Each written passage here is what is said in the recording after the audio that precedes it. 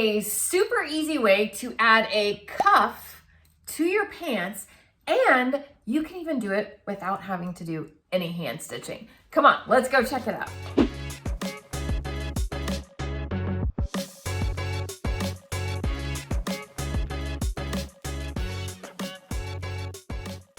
Hello, welcome to my channel. My name is Trisha, owner of Creative Costume Academy, your pattern nerd friend. And today we're gonna be talking about cuffs.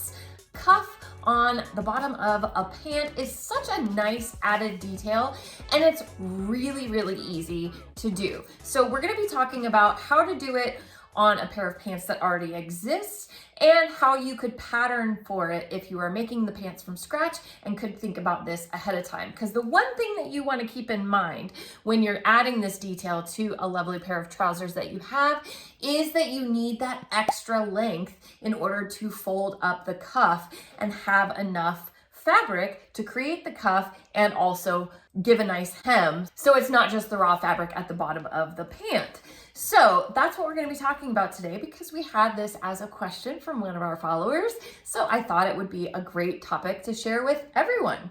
And it's such a fun detail. It's so snazzy. And I think it's kind of coming back in style right now too, right? So the one thing to keep in mind is that you need that extra length. There is kind of a way you could get creative, like say if it was too short, I have done this where you add the cuff as a separate piece, and that means there's kind of a seam here and the seam allowance would go to the inside. It's not the cleanest way, but sometimes you don't have that extra length that's already on the pant. Another thing I'm going to be sharing with you is a lot of times, and when you go and purchase, say, a pair of pants at the store that has this kind of design, likely they're going to be using an industrial blind hemmer machine. So a lot of times when people do this at home, they will do it by hand, which you absolutely can. I worked on a show, Jersey Boys, for a while, and we had a couple cuffs in there. So I was very familiar with how to do this. And we were able to do it in a way where you could actually machine stitch behind the cuff so that you wouldn't see it from the outside. It moves things along a little quicker, and then you can machine stitch on the sides to hold that cuff up. So I'm going to be sharing that with you as well. All right, so let's get into it. Like I said, I'm going to show you on paper, and then I'm going to show you on an actual pair of pants, the ones that I was just showing you, how you would accommodate and make a cuff for your trousers. Let's go over to the table so I can show you. Okay, so I am just using a little half scale pant pattern just to use as an example, but of course you could do this on full scale as well. So you would want to know where the finished hem, like where you want your pants to actually end, not including the cuff. So let's just pretend this is where we want it to end. This is where our hem is going to be, because if you change that hem, that changes everything about the cuff. So that is really important, knowing where that finished edge, where that finished hem is going to be on the pant before you get into where the cuff is going to go.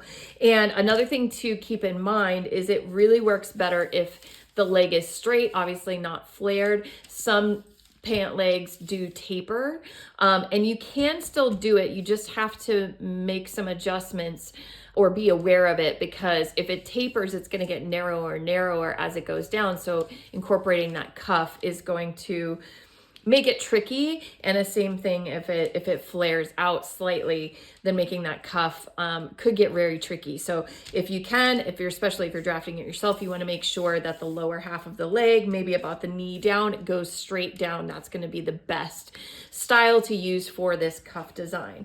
So once you know where your finished hem, like that's where you want the bottom of the pant to hit, then you just need to know how wide do you want that cuff to be. So this is totally up to you. It can be 1.5 inches, it can be 2 inches, it can be a big 3-inch cuff. I mean, it all depends on what you are wanting, because you're the boss and when you're making your own patterns. So let's pretend you want a 2-inch cuff.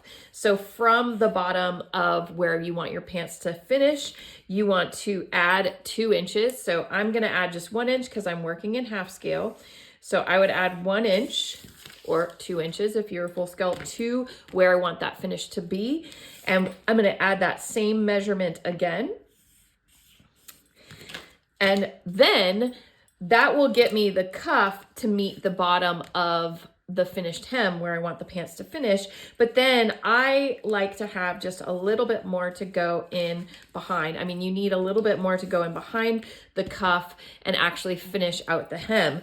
But and it could be any measurement. It really could be longer. If you're worried about that cuff placement, then you might want to add a little bit longer. In that case, you will have to hand finish that edge on the inside of the pant. But if you know for sure this is where your hem is going to be, you're adding the cuff to that, then if you make that extra little bit just slightly smaller than the width of the cuff, then you can do it and apply it with machine, and it goes a little bit faster. So in my case, let's say, you know, if you had a 2-inch cuff, you could go with 1.5 inches beyond, which I will pretend do that with my half scale. So I'm just going to add 3/4 inch. And what this is actually doing, I'll show you, and this is my favorite thing about working with patterns, is that you can kind of test your theory just to make sure. So if I fold now, I want to fold on this first extension line that I gave myself. So I'm going to fold on that first. And then fold up to where the hem is, which should line up with that second extension line that you added, just like so. And then I'm actually going to cut this extra off so you can see what's going to happen. And then this extra little bit goes to the inside of the pant. So the pant finishes and it will look like this, and you have that little cuff. And when the back and the front, and you do the same thing on the front and the back, this is a back pattern. You do that on the front and the back. So when you sew the pants together, let's just extend that all the way down and extend this all the way down. And then you would, of course, add seam allowance like you would to any pattern, but let's just do this so you can really see what's going to happen. Okay, so let's pretend this is seam allowance. Let's pretend that you have sewn it to your front piece as well. So then you would fold, again, like I said, off that first extension and then fold up to get your cuff. And then what is remaining will go inside the pant leg.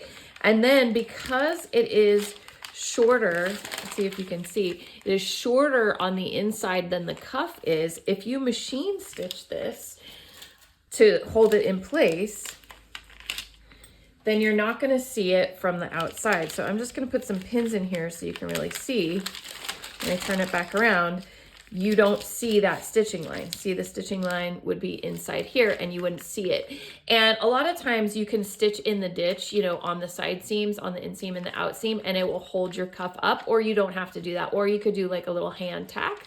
But that is how you would add a cuff to an existing pattern if you wanted to add a cuff and you knew where that finished hem was going to be. So yeah, super easy. Now let me show you on a pair of pants that already exist. Alrighty, so now we have, this is just a pair of pants that I already had, and it already has a finished off hem because these are pants and they fit me.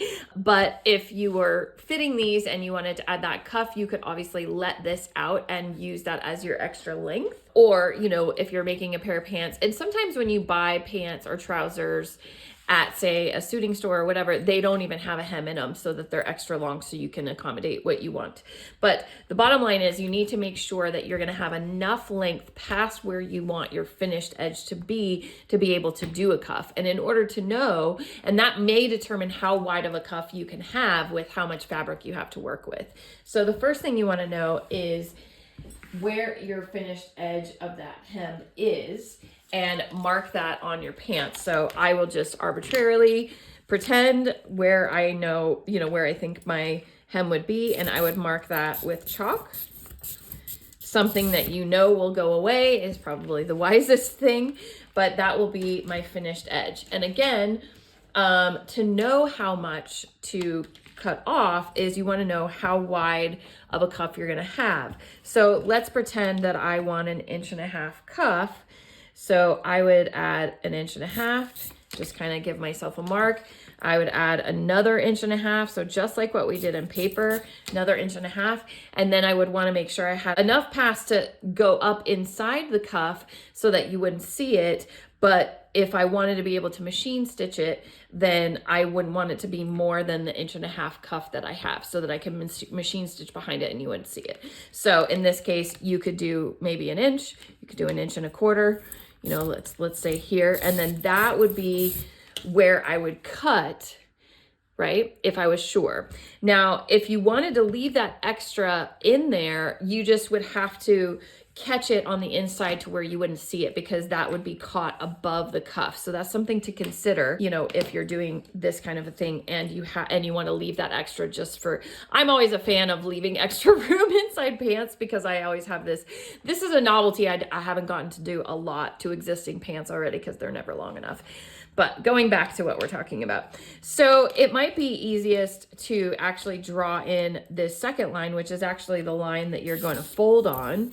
And again, I'm using chalk that can be erased, so I'm not worried about this. These are pants that I wear, you know. So what is actually going to happen, and I'll show you with this, because I'm going to leave that. I'm not going to cut my pants off for you. Sorry, love you, but love these pants too, and I can't get this fabric anymore. So let me see, I'm gonna fold it in. I only marked the front. You would want to mark the back as well. So again, we're just looking again. Okay, so I just folded it to the inside along my first extension line, like so, and folded everything to the inside.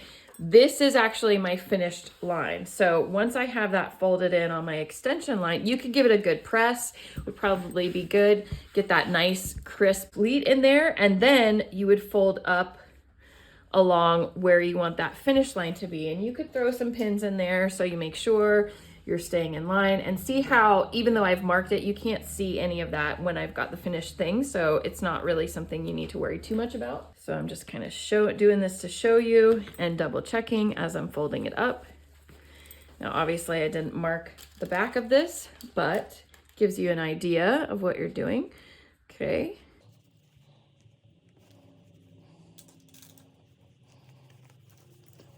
All right, and you would want to make sure on the back that it was, you know, the same width and everything was as you've marked it. And there you go. You can already see that you have a cuff. And again, I would press this really well. And even without pressing, and it, you know, it also depends on the fabric that you're using. This isn't really a suiting, it's almost a denim that I have that I'm using. Here, we'll show it this way. But that's where it goes into. Now I didn't cut my pants off, so I have all this extra, but you see from the outside, I'll show you, that actually finishes above where my cuff is. So you wouldn't want to machine stitch that, because then you would see the cuff and then you would see this machine line, you know, and it wouldn't be very nice looking. So you could hand sew that, you know, blind hem stitch that, or if you had a blind hemmer, you could blind hem stitch that to the inside so that you can keep that extra length. Another thing that people common do is stitch in the ditch on the side seams and the inseam so that you're holding that cuff up like that. Or as I mentioned, make sure that, so you can kind of see that line there, and let me just pin that on that line.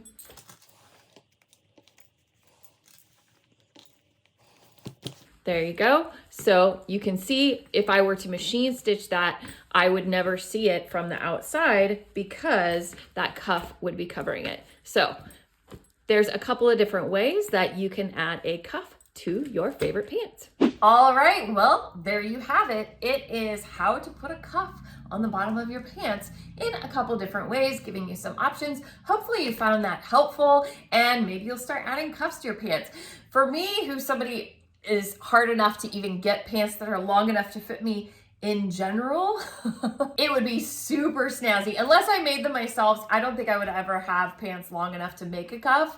Heck, usually I end up letting those kinds of things out if I buy ready to wear just to make the pants long enough to fit me in the first place. So that's the power of making our own clothes though, right? Because you could then draft the pattern to make that pant long enough to add those little details that you love. So tall people out there who want to add that extra detail, Let's use this power and get those little style things that we truly love. Thank you so much for joining me today. And if you like this kind of content, you like learning about cool things that you can do with your wardrobe or to help with other people that you are making clothes for, please give us a like, give us a subscribe, and tell me in the comments what other cool tips or tricks or things that you might want to hear about.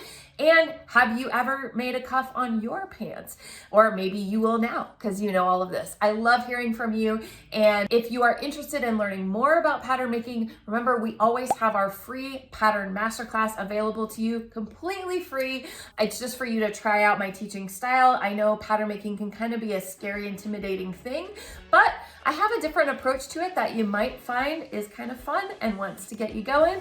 So you can check that link out down below, the free pattern masterclass. Of course, I try to show up here at least once a week. So I thank you for being here and I will see you next time.